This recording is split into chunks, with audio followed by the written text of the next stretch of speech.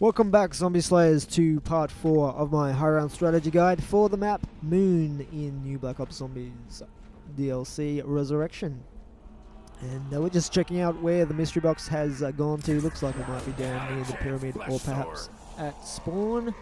But we'll get to that later. For now, we've got round 12 to deal with. And just waiting for the zombies to spawn in here for me.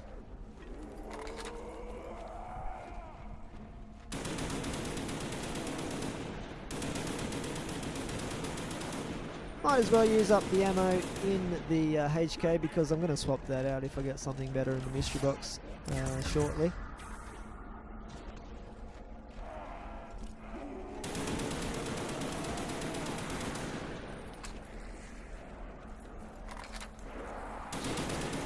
Now I do get a drop here, which is a fire cell.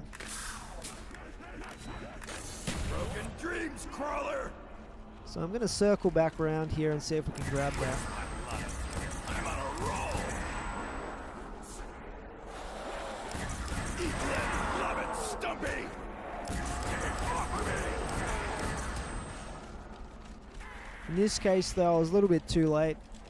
I don't really need it anyway. I mean, I would have had maybe one shot at the box, but we'll worry about mystery box later.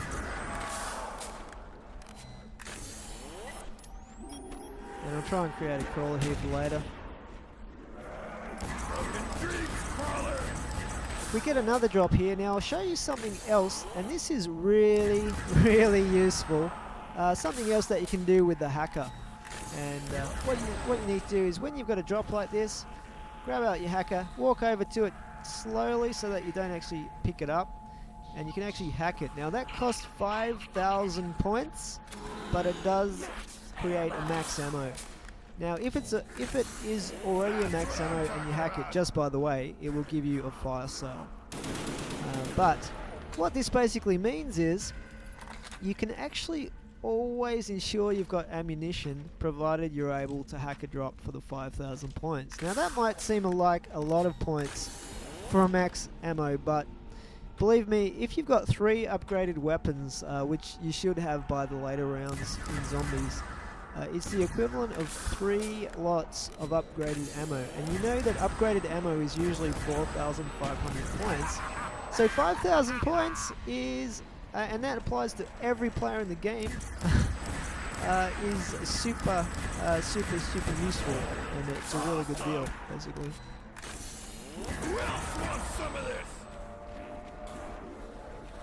And this is one of those things that with this particular Zombies map, Treyarch really seemed to have paid close attention to what the fans wanted, whether it be through forums or feedback, and put almost everything that fans have been asking for a long time into this map, which makes it a really special map and a really enjoyable map, although it is a little bit easy, but it's still fun. And obviously, in fact, just prior to this map coming out, I was playing with friends, and one of them made the comment, wouldn't it be great if you could actually buy ammunition off the wall, even if it was like 10,000 or 50,000 points? And it turns out in this map, well, you can actually buy ammo, in effect, by hacking drops for 5,000 points like that. The other thing that's a really useful function of the hacker is you can actually hack your teammates, and what that does is it transfers points from you to them. So that's another thing that we've been talking about as fans of Zombies, is that it would be great if you could transfer your points to a player if they run out of points for whatever reason.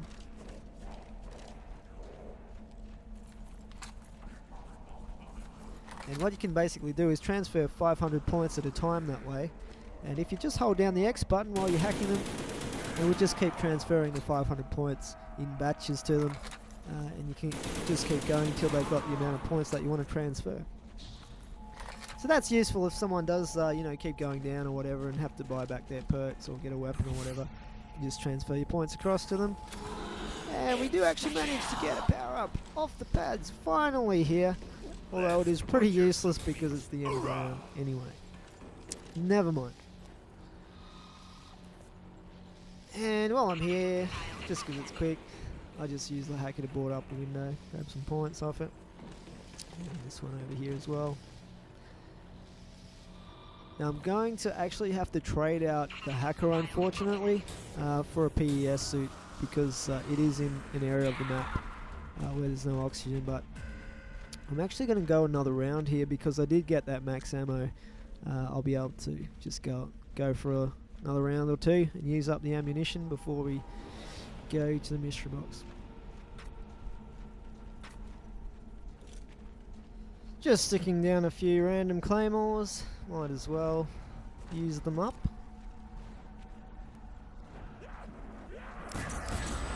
And I get a max ammo here, but I don't really need it because we did just get that other max ammo previously when we hacked the drop. So I'm not going to worry too much about it. And we just had another space dude spawn in as well. This guy is actually Amit Kumar Bura. He's a software engineer for Treyarch, but he gets dealt with like all the others.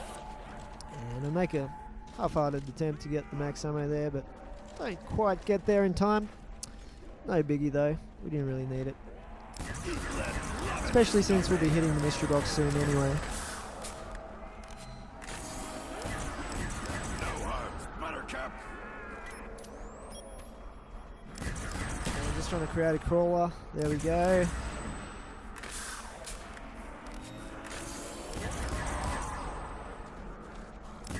Broken dreams, crawler.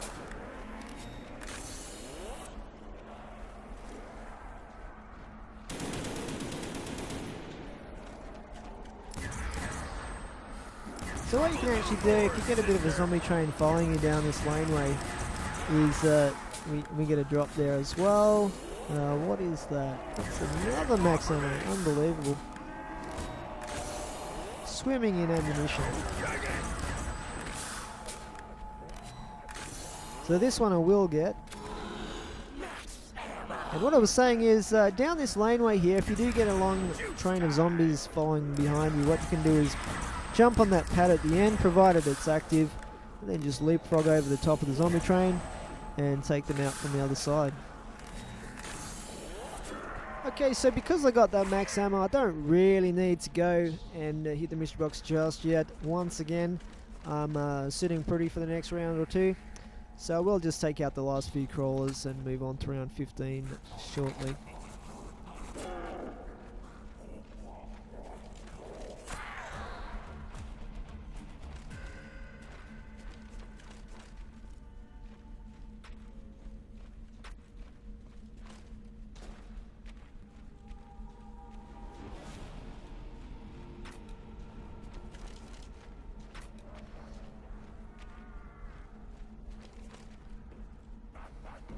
Now those little stairway areas, or catwalks, or whatever you want to call them, do make pretty good launch pads for using the flopper as well, but you have to be careful that you don't get sandwiched at the top of the stairs by zombies coming from both directions. So we'll be a little bit careful with that. But if you do get desperate, you can just use flopper to kill zombies up until about round 20-25 fairly comfortably.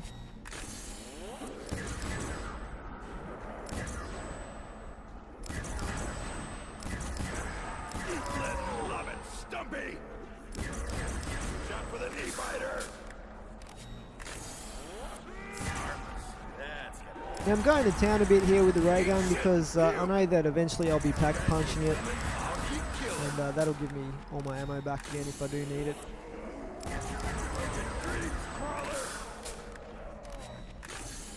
Eat it and love it. Sorry, sweetheart. We're all out of bubble gum. Trouble no more, sister.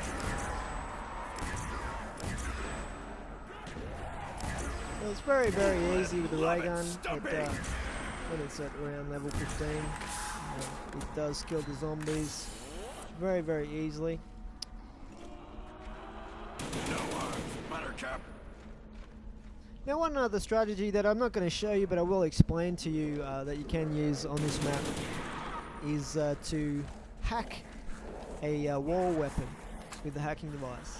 And what that does is it reverses the cost of the ammunition. So regular ammunition, for example, for something like the AK-74U is about 600 points to get ammunition off the wall. Upgraded ammunition is usually 4,500 points if you pack a punch the AK-74U. So if you actually hack the weapon on the wall, what that will do is reverse that cost so that upgraded ammunition is only 600 points and the regular ammunition is 4,500. So if you actually pack a punch something like the AK-74U and then hack that weapon on the wall, you'll be able to just buy back upgraded ammo super cheap. So for that reason, that's one of the reasons that it can be good to run a zombie train outside where the AK-74U area is. Now I'm going to show you a strategy here that you can use in the higher rounds, although we're not really in high round at this point, but I'll show it to you anyway.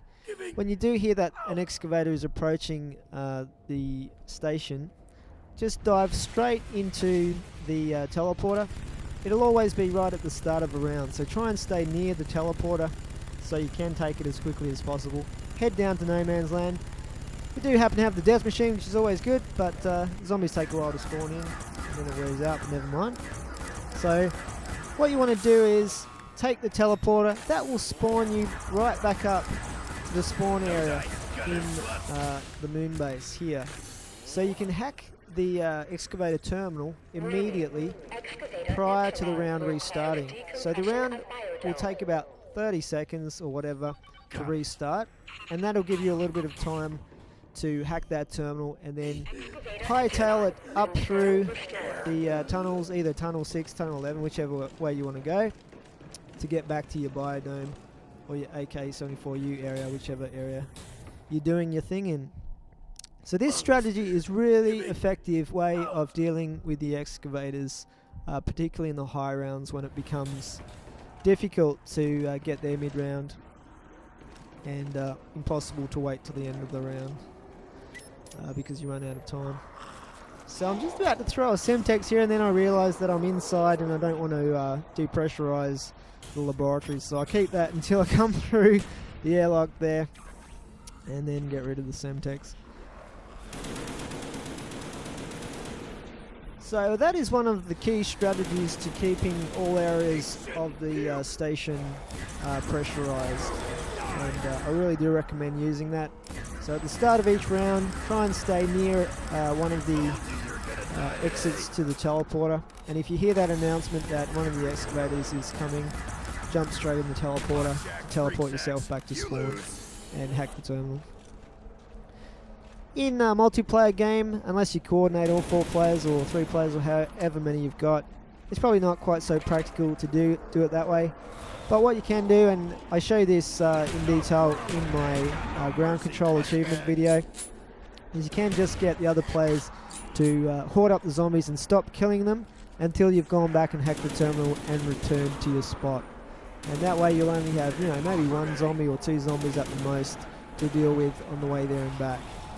That's an old zombie technique, zombie slayer technique for doing things mid-round in the higher rounds, such as pack punching or hitting the mystery box to get another weapon. Okay guys, well that is part 4 of this high round strategy video series for Moon, and it will be continued in part 5. Please rate and comment, and for now, thanks for watching.